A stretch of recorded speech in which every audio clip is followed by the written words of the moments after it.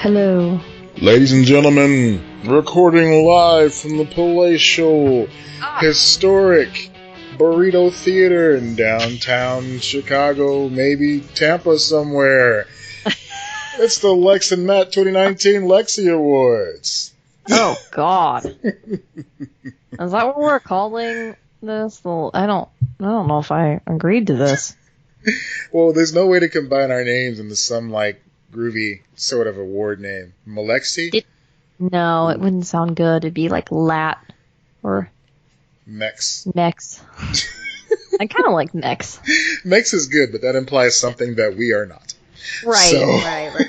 There's a little bit of cultural appropriation there that we can do. Just a smidgen. So, we're going with Lexy Awards. Ladies and gentlemen, the 2019 Lexy Awards.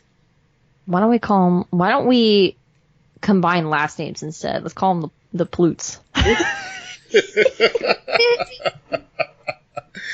Oh, that's so awful. It's great. This is the best of the year podcast. That's what we're calling it. All right, fine.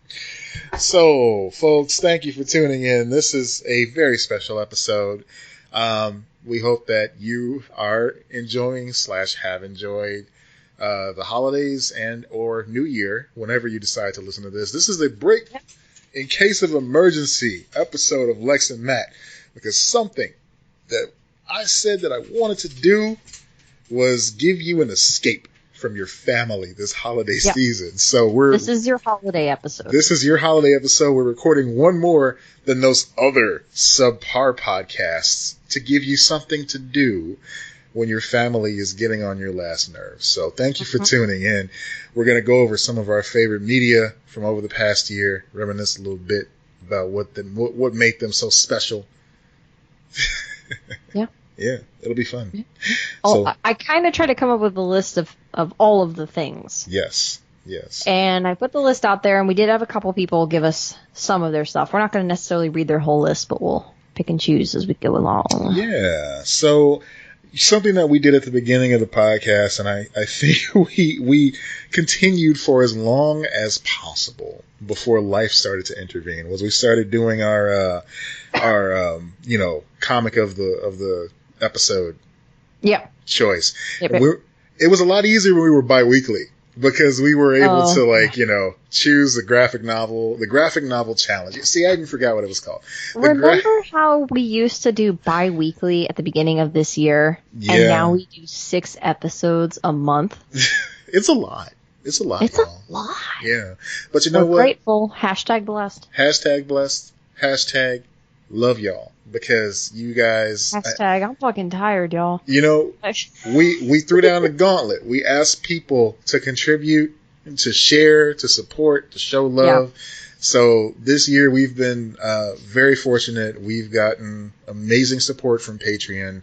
We've gotten great responses on social media all over the internet. We've gotten invitations to be on some friends' podcasts, and that stuff's going to be coming up in the next year. I'm on another podcast now. I would say you already are, yeah. University. Check it out. If you're looking for something to listen to that you haven't checked out yet, hopefully you're listening. We've gotten into some crazy shenanigans on University. Spoiler, I think we're in hell now. Yeah. Who isn't, friend? Literally, yes. And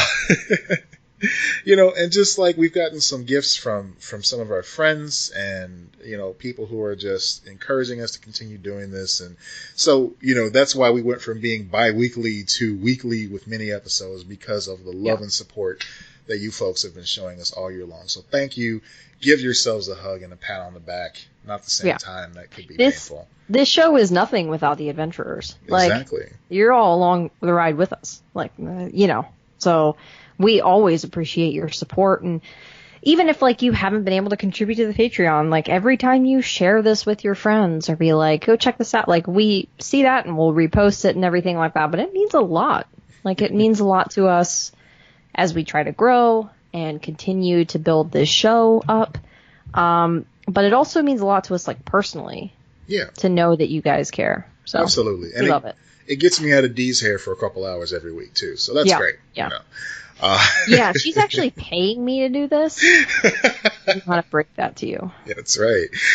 All right, so let's go ahead and dig on in to the All right. best of 2019. Now, do you want to go in the order that I have them on here? Does that work for you? Yeah, sure. Okay. Yeah. All right. Sorry. All right. Let's start with movie. Movies. All right. Choice number Now, one. we haven't seen the new Star Wars, but I think the real one that's the contender that we haven't seen yet was Cats. Yes. I'm sure that's going to be at the top of many people's lists for 2019 best movie. It's already got Oscar buzz. Yeah. The movie based on the musical, based on the animal. Go check that out. Cats, everybody. It's the sisters of 2019. Cats, ladies and gentlemen. How dare you? Okay. What's your pick for your best movie you saw in 2019? My pick for best movie is also the most recent movie that I saw for 2019. It was a tough choice. A lot of great stuff came out this year. I mean, it seems like it was ages ago, but this is the same year that we got, the last Avengers movie. Mm-hmm. We got Captain Marvel. Mm-hmm. So good. Yeah. So I ended up, of course, I'm skipping Toy Story 4, Hobbs and Shaw, John Wick 3. A lot of crap came out. A lot of good crap came out. Yeah. So that's why, for my favorite movie of 2019, I chose Detective Pikachu. No. I chose Knives Out, actually. I think it was a great cast. I think it was well directed. Yeah. Cinematography is excellent. It wasn't the strongest reaction that was garnered out of me for a movie this year. I mean, just for pure joy, it was obviously Avengers Endgame. Right. But, for just straight up, like, this is a movie that makes me want to go to the movies. This is the type of movie I want to see when I go to a theater. Yeah.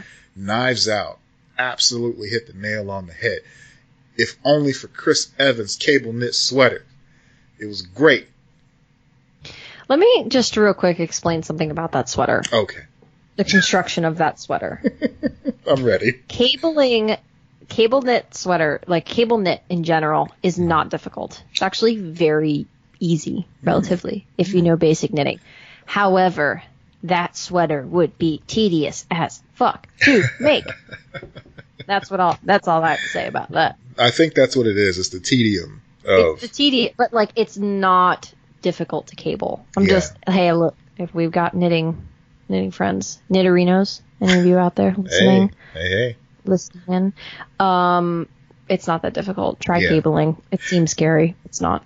Now, it was a difficult choice because I also enjoyed Dolomite Is My Name. But I don't know, something about that. Like, it didn't quite, like, just pop to me the same way that Knives Out did. It's hard to articulate why some of these things are our favorite things. Yeah. Like, sometimes it's just your favorite. Like, exactly. You just loved it. Mm-hmm. It was so good. Like, that's how I feel about Booksmart. I laughed until I cried so many times watching Booksmart. And I related to so many things in it. And I was like, oh my God, women are making this movie. And like that. So this is my pick. Like, Booksmart is my pick. It's one of the best movies I've seen in years. But like, it was definitely my pick for this year. But like, if you want me to give all of these technical reasons why this is the best movie, it's like, well, I don't really have those reasons. I just know that I felt a lot watching it.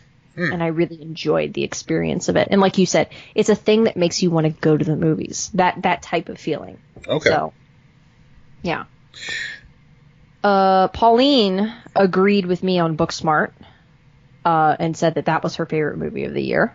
Cool. And Kara, at Kara J, the Kara J, and at Unlucky Dreamer both said Jojo Rabbit.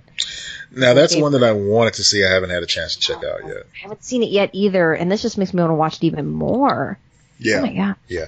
See, that's another thing about these best of lists here. I love hearing what other people really enjoy because it gives me things to check out, during the off season for these TV shows, because off season for your favorite shows, it's like a wasteland. You don't know what to watch. We're still beholden to that schedule.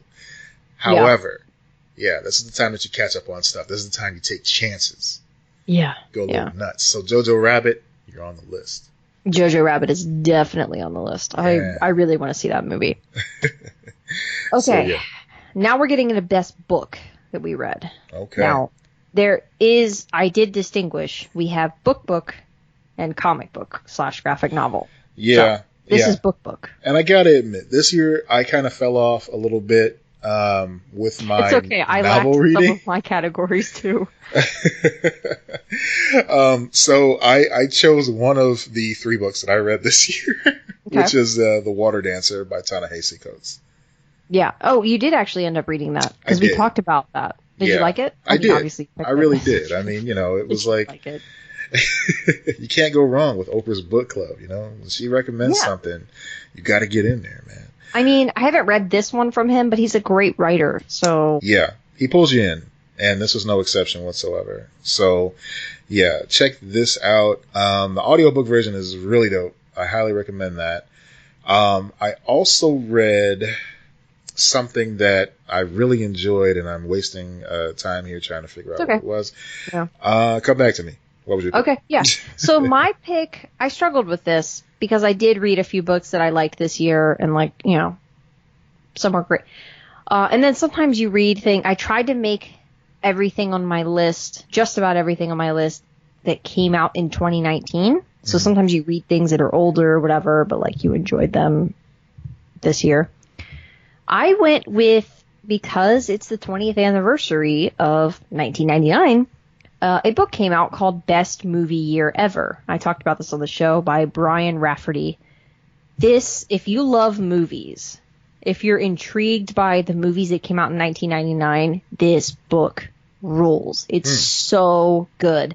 I just whipped right through it. I just loved this book. So much fun. A great read. A light read.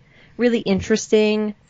Particularly the Matrix chapter was really fascinating. I didn't know certain things about the production of that film. Mm-hmm. Yeah. So if you love movies, it's a great book on movies. There's nothing like behind the scenes stuff that makes me appreciate movies and just any type of project even more. Just hearing what they had to go through to get it from idea to screen. That stuff just fascinates me. So, so this book is perfect for you then. Cool. You should definitely read it. You'll enjoy the hell out of it. And you'll you go through and you're like, oh man, that came out that year too. That's the really fun part where you go, oh my God. We had a year where the movie Election, The Matrix and The Phantom Menace came out in a single year. Man. That's nuts. You know what? That off goes overlooked. The Matrix and Phantom Menace coming out in the same year, because I feel like that dejected, future, thing. God, my words are failing me right now. Just basically just the dystopian future versus, whatever George Lucas was putting out there. It's all The Matrix was just like a magnet for the sad boys to come in and enjoy. Wildly different. It's a good movie, don't get me wrong. It's just, it's wildly different. You said, than Star Wars. There's definitely some negativity that has come out of the Matrix. Kara gave us some of her picks. She picked Ninth House and Fountains of Silence. Neat. Yeah, I don't know what those are, Kara. So you learned more than I did this year. Cool. Did the Beastie Boys book come out this year?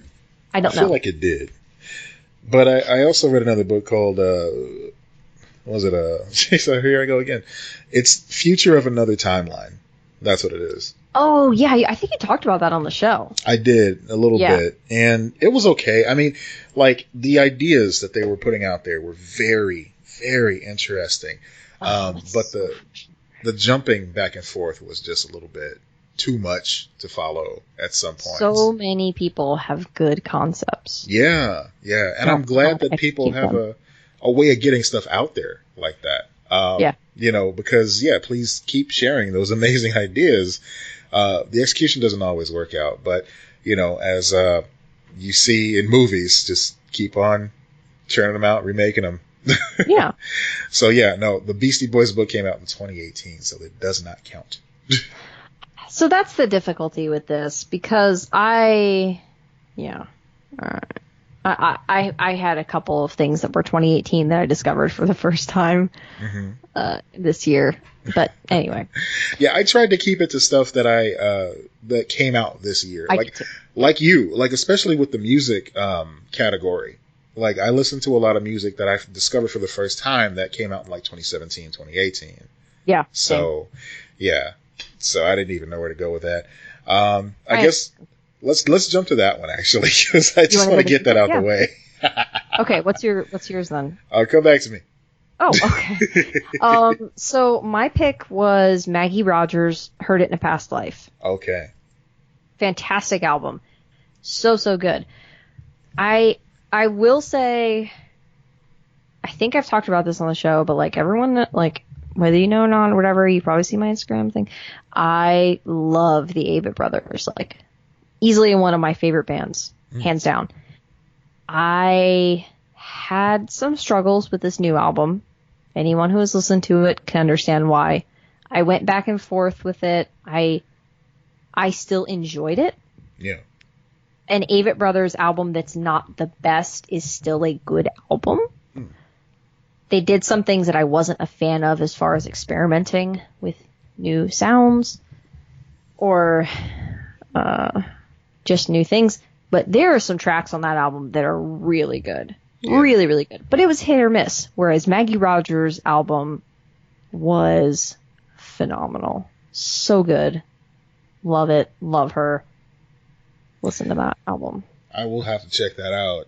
Something that, it's kind of funny how this one kind of just snuck up on me. So, like, I was trying to think of, like, some big name. I was trying to come up with some, like, the Chance the Rapper, album was really good, and all that stuff. And it was like, yeah, I like certain tracks off of different albums this year. But one of them that I feel like I enjoyed and I kind of kept as a secret to myself because I didn't put any tracks of this on any of my playlists that I released to the patrons this year at all.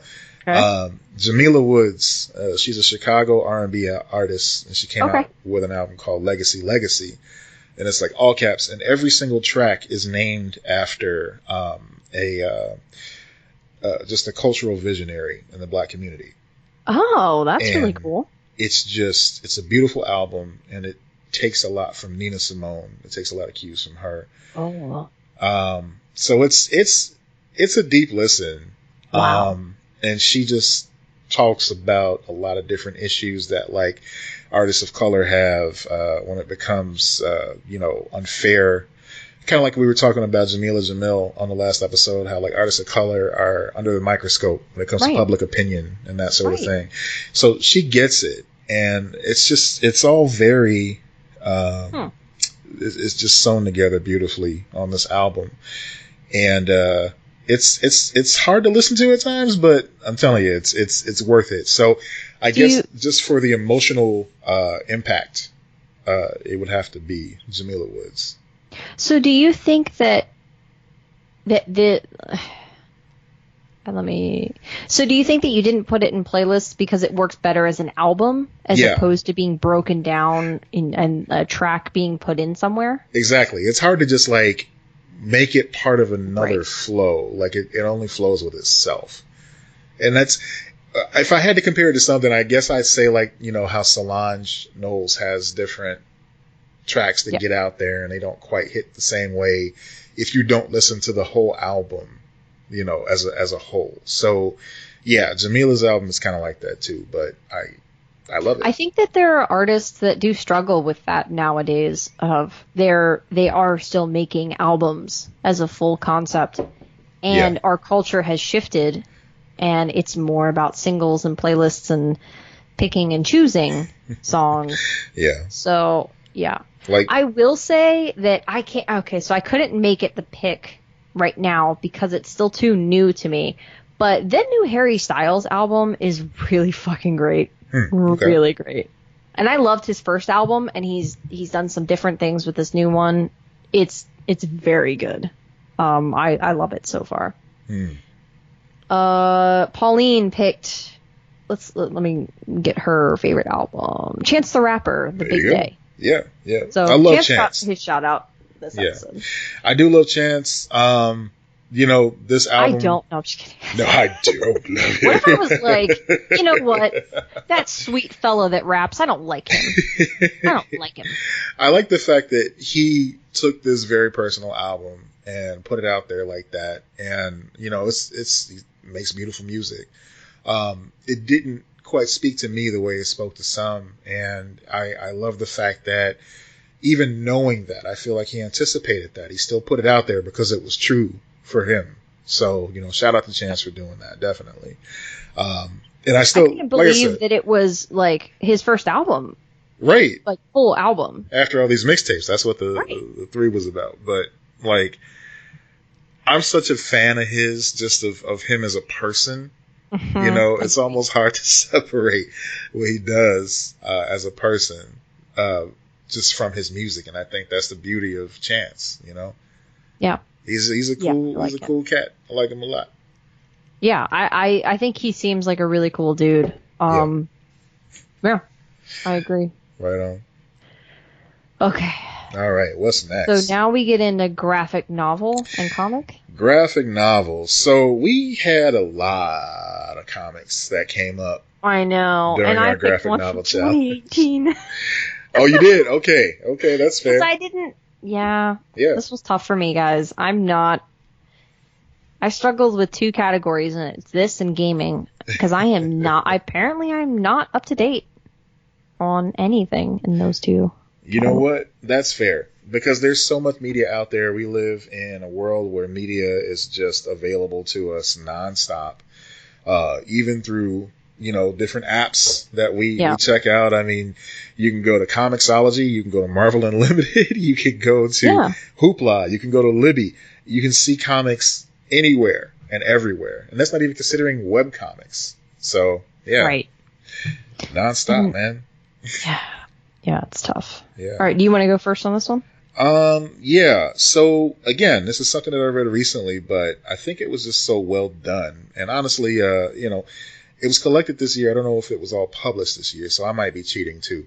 That's the difficulty. Yeah. Okay. Yeah. That's different. Whatever. Go ahead. The Immortal Hulk by Al Ewing, the Marvel comic that most recently was released. This is my favorite time, where it's after a superhero movie and the publishers aren't really putting out books that are just trying to pull in people who love the version of the character from the film.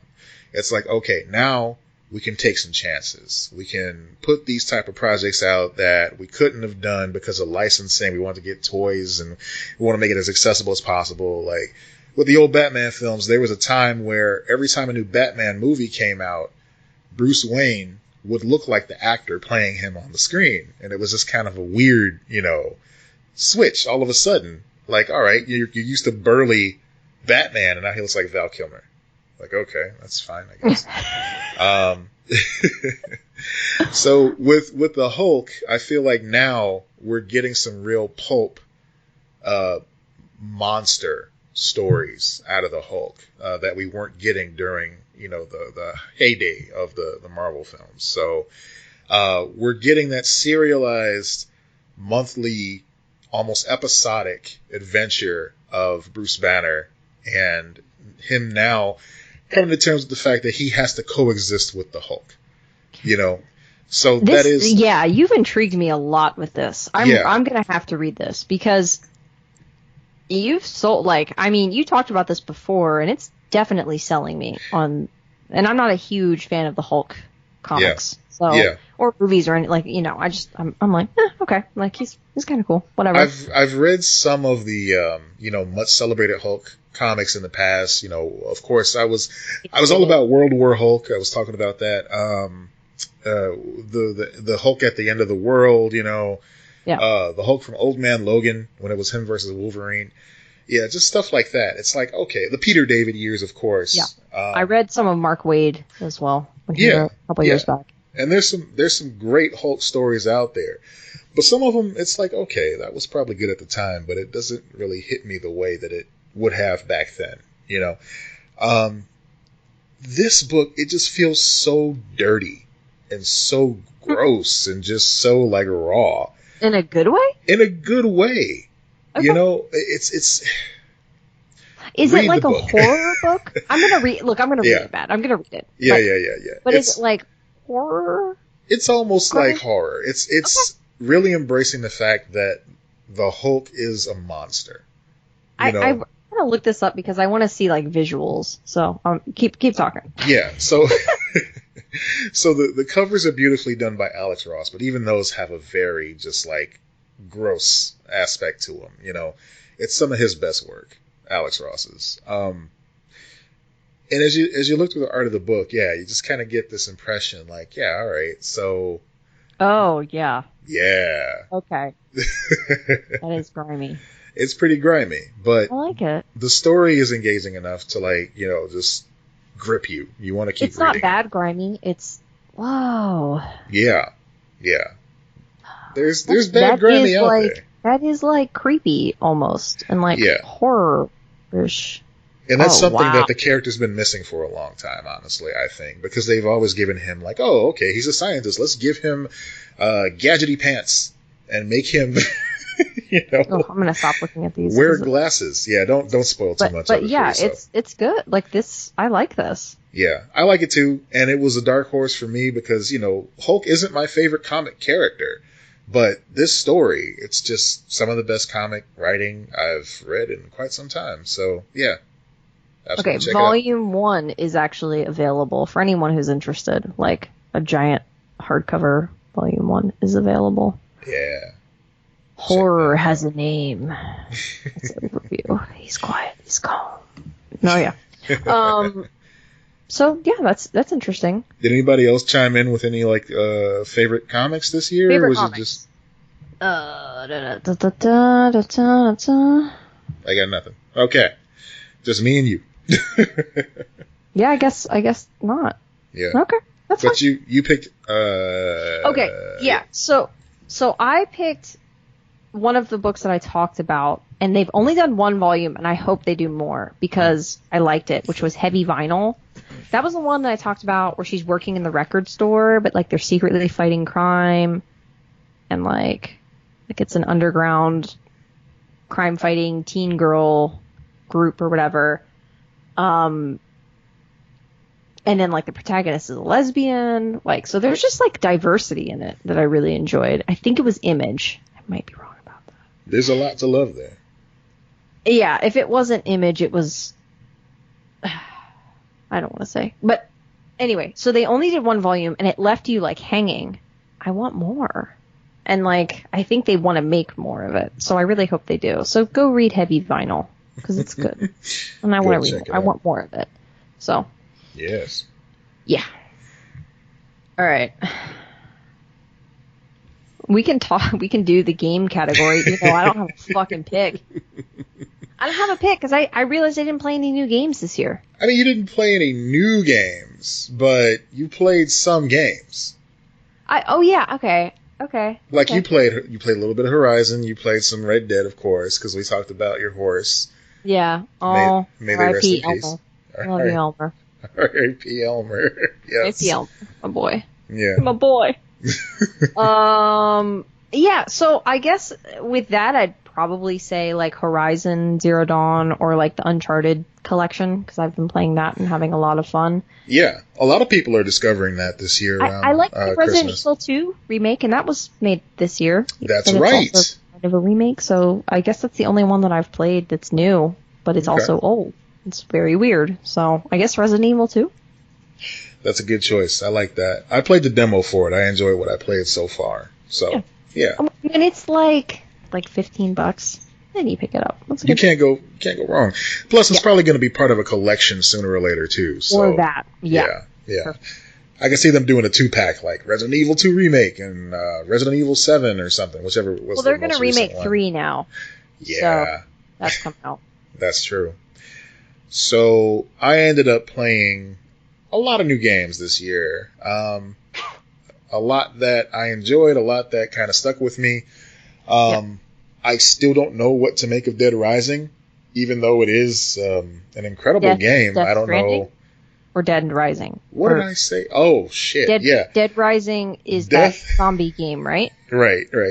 I meant Death Stranding. Yes. Is the Hideo Yeah. It's a visually stunning game. It's interesting. I've already seen it drop down in price to like $30. Yeah, but I feel like that's a symptom of the season though, because I've even seen Jedi drop down. I really want to check that out. That's something I do too, but I don't want to pay full price for it. No. Yeah, and that's made by one of the directors of one of the good God of War games. Mm-hmm. Yeah, I mean most of them were good, but this is like God of War 2, I think the guy worked on. Anyway, my pick was Control. Control is by the same group that bought you Alan Wake, and Alan Wake is one of my favorite Xbox games of all time. Remedy Entertainment was a developer for that. Control basically drops you in the middle of an episode of Fringe. And that is a good sell for me. Yeah, there's a lot of interesting scientific fringe mysteries that you need to work out, and some that you are a part of. And I don't want to give too much of it away, but yeah, the mechanics in this game are batshit crazy. The aesthetics are cool. Like one of the things that I loved about the Doctor Strange movie was just like how they played around with the architecture a little bit. Yeah. Some of that is in here too. I don't know if I've touched on that before, but yeah, like that's. You mean like the Inception-y kind of thing? Yeah, of like bending the space around you. That's a better example of what I'm talking about, actually. Yeah. Well, Doctor Strange totally embraced that. Like that's what they were going for. Yeah, the look Doctor of Strange Inception. though. But Inception was the first one to do that. Yeah, Doctor Strange is more of like a kaleidoscope version of that, where Inception was just like it's a very like solid, sort of thing. And that's more what Control is. Control is like, okay, yeah, you're in this environment. Things may look different when you look at them the first time versus the second time. Yeah. But yeah, the way that they play with the environments in this game is just, it's impressive. And it was such a fun experience. I'm still in the thick of it. My only complaint about the game is the fact that, it has long loading times. And in this modern age, you're not really used to that. Is that something they can improve with a patch? They claim they're working on it. Okay. And I'm just curious if they could. I don't really care. I mean, it's Remedy. So I'm hoping that they come through. I mean, it's not like it's 2K. So, yeah. Wow, way to shit on 2K, our partner 2K. This episode is brought to you by 2K. Can you imagine? I would be like that meme of Jordan Peele like sweating profusely if that were the case. That would be awesome. I would love that. Oh man, because fuck them. Fuck them so much. That wins my best fail of the year. WWE 2K20. My best gaming fail of the year was when 2K's multiple Facebook accounts got hacked by what was obviously like a teenager or a disgruntled employee and was just posting like horrible obscenities and everything. You and I were just messaging each other back and forth. It's still up. I mean, minutes. It was like hours bad. that this was going on and they could not stop it. It was very, very bad. To give a very tame example of one of the things that happened, this year saw the rise of a potential competitor to WWE, which is AEW, All Elite Wrestling. Mm-hmm. Yeah. And whoever was hacking into the WWE 2K20 page was putting up signage for AEW as their profile picture and their banner, along with some other things that I won't mention here. But yeah, it was wow. We realistically can't talk about anything else that was said. It was that bad. I don't condone any of that shit. I don't condone what they did, what they said, what they posted, anything like that. But boy, they made their mark. Yeah. Yeah. Okay. So TV. So, Unlucky Dreamer, he said that as far as his game of the year, yes, he picked Yoshi's Crafted World, which I played the demo of, and I enjoyed the demo. I need to get the full game. Yeah. He said, I did not play any games this year. Sekiro was at the top of my list. I don't know what that is. I'm sorry. I don't think I'm familiar with that one either, but I think it was like a PlayStation 4 game or something like that. Yeah. And then he said that Luigi's Mansion was a close second. Another game that I want to play. Maybe I should just have been Shadows buying Switch games. Jeez. You know, I can't recommend that enough, especially digitally, because they're just there for you. They're ready. I think what always kills me is this is the problem that I run into with any new games, is clearly I like buying games on sale, and they never go on sale. Switch games never go on sale. Surprisingly, they've been bucking the trend this year. That's true. Like, I'm not talking deep discount, like $20, but like, they'll dip like in the $10 range. But that's my life. Like, I like that $20 life. I'm about that $20 life too. Yeah. Believe me. But Unlucky Dreamer continues that Luigi's Mansion was a close second. I know a lot of people were looking forward to Luigi's Mansion 3. So there I'm going to play both of those games. Like, I need to just suck it up and buy the full price. Oh, man. Yeah. I mean, Nintendo never disappoints when it comes to that stuff. And I'm completely glossing over Super Mario Maker 2. Like, that was a lot of fun. But there was so much other stuff coming out. It just like got lost in the shuffle. So I need to go back and check that out. They added Link to the game. Like, what? Okay. Completely unnoticed. Yeah, just not even like a skin, like actual, like, playing the same as he does in the Legend of Zelda games, Link. Yeah. So I got to go back. Cool. Okay, so we have a choice between TV show or podcast. Which one do you want to go with? Let's go with TV show. Okay. So I struggled with this one because I love so many TV shows, and we're in such a great TV era. I picked Fleabag, though.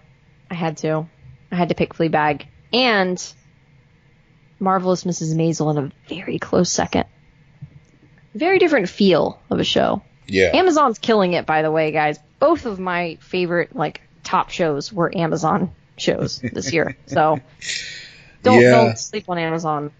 Yeah. Fleabag is just, like, there's nothing else like it. It's so good. It's only, like, 12 episodes total. It's totally worth watching it. If you haven't seen it yet, Phoebe Waller-Bridge, she is just magnificent. Magnificent performance, magnificent writing. Everything about it is beautiful. Yeah, you're right about that. It's almost like lightning in a bottle because, it's kind of like what we talked about with the whole, like, the British producing method, where she's done right now, but she can always come back some other time because the story's not done. It's just like, all right, that's a nice little bow to put on that season. It has some resolution, but it's not done. Yeah. Right. Because she could always go, oh, let's see what Fleabag's up to now that she's, this age, Yeah, absolutely. So I would love to see that. I don't. And I'd respect her if she never wanted to do it again at the same time. That's fine. That's fair. And Marvelous Mrs. Maisel, by the way, this new season might be their best yet. Yeah. Phenomenal. Yeah, I've talked about recently, so I won't dig too deep into this, but I talked about Godfather of Harlem on the podcast, and just what a deep just impact that made on me as far as production, as far as storytelling, the strength of that pilot episode, just everything about the show, the casting, the performance by these actors, like just great A stuff across the board. It's, again, something that's gritty. You can't recommend to everybody. And right. But it's so well done. And one of our listeners, actually, Larry Arroyo, he informed me that this was available on Comcast on demand as well, if you want to check out that first episode, for those that still have Comcast. But everybody else, it's on Epix, which is a subscription service that can be accessed through Amazon Prime Video. So you would have to sign up for that service, which reminds me, now that I'm done watching Godfather of Harlem, I can cancel Epix because there's nothing else there. Yeah. You better get on that, bud. Why don't you want that right now. I'm gonna open a new tab right about now. Yeah, but Godfather of Harlem, though, seriously, it's a great watch. Yeah, I can't recommend it enough. So if you love those type of shows, like I watched that close to the time that I watched The Irishman, and I was way more impressed. The Irishman, damn it, I need to watch it. It's so long. It's so very long. It's long and it's made by an old white man, and I understand that, and I still want to fucking watch it. And that's fair because I mean it's Scorsese. You're gonna watch it, you're gonna love it, but it's gonna be like, all right. I mean, I might not love it. That it could go either way. I'm still gonna try. Yeah. I mean, I don't dislike it. I just feel like, all right, I've seen it. Yeah, I think that's a problem that a lot of these directors get when they get older. Ooh, Epix renews January 1st, 2020. I caught it just in time. Kara, her TV shows. We'll read off her TV shows real quick. So she picked 2. Okay. One is Reprisal. Do you know what that is? I don't. I don't either. Okay. Check that out. I have to look into that. I'm going to Google that. And Russian Doll, which Russian I know Doll. you liked. Yeah, I really did enjoy that. Yeah, I know you don't really like those Groundhog Day type stories, but this one was well done. It's pretty dope. Oh, wow. This sounds really interesting, Kara. Reprisal. This is a Hulu. You all know I'm a Hulu and commitment girl. The revenge tale follows a relentless femme fatale, already sold, after being left for dead, leads a vengeful campaign against a bombastic gang of gearheads. Ooh. I have to check that out. That sounds pretty cool. Okay. Yeah. All right. Meanwhile, there's no organic way to cancel my Epix from the Amazon website. It's like a really bad STD. You just have it forever now. You're gonna have to inform all your future partners about it. Oh, I hope Dee's listening because that's pretty much the end of my obligation right there. Dee's like, you're just like, hey Dee, if I got it, you got it. Oh man! So that brings us to our final category. Fittingly, it's podcasts. Fittingly, favorite podcast of the year. Yeah, I really enjoyed one that kind of just jumped out at me. Talib Kweli, one of my favorite hip-hop artists of all time, he's got a podcast called The People's Party, where he just talks to different people, some that he's friends with, some that he's just like meeting with for the first time, some that he collaborated with and never really had a chance to just chop it up with. He's had some great people on here that I've really, really enjoyed listening to. LP from Run the Jewels, he's talked to Don Cheadle about his work with Kendrick Lamar, about his turn as Miles Davis, his work in the Marvel movies, Boogie Nights, all that stuff. When did he work with Kendrick Lamar? I'm sorry, I don't know that. What was that? Was it that Miles Davis biopic? Oh, okay. I haven't seen that. Yeah, I know he did that, but I haven't seen it. Yeah. So, yeah, I mean, he's got a great method of interview where he just really just has a conversation with people and he gets them to open up. I love great interviewers. I'm gonna have to check this out. Yeah, definitely. He talks to Neil Brennan of Chappelle Show. Oh, yes. Because I watched. You might have sent it to me or it went viral. I don't know. I did watch that clip of Neil Brennan talking about Chappelle a little bit, so that was very interesting. It's always fascinating, and just the relationship between Neil Brennan and Dave Chappelle. Honestly, I'm not into that celebrity chatter type stuff, but that. I'm curious about how they like coexist sometimes, just because Chappelle's just such a boisterous personality and so is Neil Brennan. They're both very opinionated, but his conversation with Talib Kweli really shed some light on how they're able to coexist in the same circles, I would say I enjoyed Hannibal Burris' podcast, but he went to some other like pod provider and cut off his normal stream. What was weird too is he only put out 2 episodes this year on iTunes. I don't know if he changed his mind or what, but yeah, it was kind of weird. Like, all right, I guess he's out of there. What did you like? I went with Office Ladies, which started this year. I wasn't quite sure about the pick for whatever new podcasts or whatever. But so Jenna Fisher and Angela Kinsey, they are recapping every episode of The Office and giving behind the scenes stories throughout. They worked on the show for 9 years, 10 years, whatever. And they're just running it back and watching it as fans and then enjoying it. And they love this show. They worked on this show and they still are like, oh my God, this was so great. You remember, like, and they're telling stories about filming it and talking about the people who worked so hard behind the scenes and all of the great things that they did. It's just a celebration of that show, which, so many people love. It's really great. If you love The Office, it's just a joy to listen to. That's great. I don't think anybody dislikes The Office, and if they do, they have no soul. But no, there's a thing lately of people not liking The Office. Like, it's a trendy thing, I think. Yeah. Well, those people can go sit on a rock. I think there's a place for people who can't deal with the cringe. And if that's if you're like, I can't handle The Office because it makes me so uncomfortable, I'd be like, okay, I understand that. Yeah, I dig that because that first season, boy, that was some hard stuff there. There is so many. I mean, the dinner party that they had, that entire episode just makes your skin crawl. Yeah, so good. Yeah. In the best way. It's like the first time you watch it, you can't enjoy it because you're just like digging your nails into the palm of your hand. But after that, it's like, oh my God, this is so funny and well done. Yeah. So Pauline actually came through with her picks for her favorite podcasts, and I guess she got her payment in the mail because she says Lex and Matt. I almost didn't put podcast in this because I was like, I don't want people saying ours. Yeah. I want other suggestions, as sweet as it is. Give us more. Thank you. Well, thank you for that. And she also mentions, our new favorite podcast as well, Semi-Irregular, with Denise and Lucy. And check that out. We don't mention them nearly enough because it is a very enjoyable show.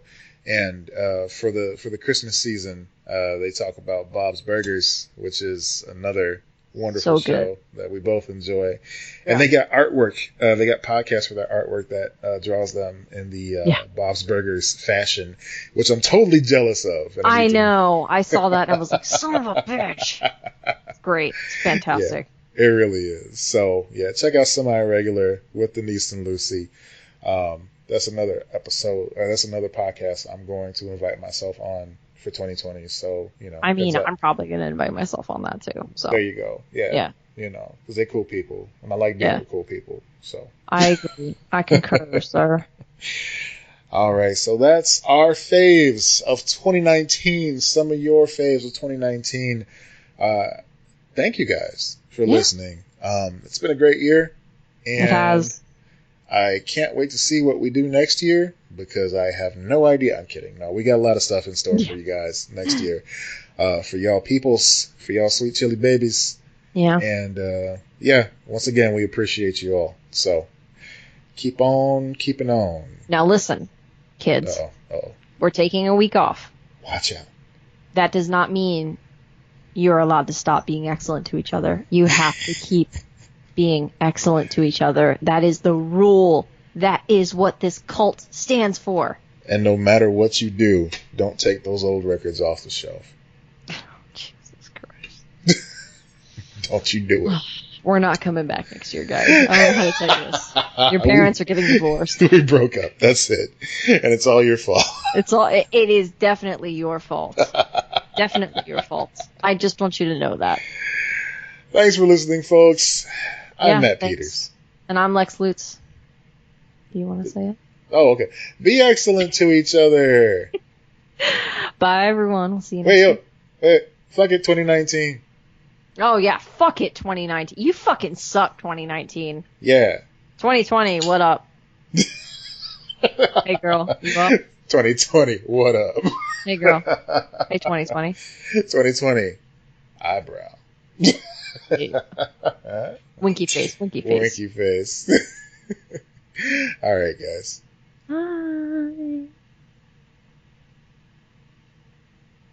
All right, 2 weeks of content done. Oh, and now we get to take a nice break. Whoop whoop. An earned break. An earned break. We earned it. Burnt. What am I saying? I don't know. We're tired. Yeah, we both very tired, but that was All worth right. it to get it done. So. It was. Good job, buddy. All right, buddy. We'll talk later. Take care. Bye.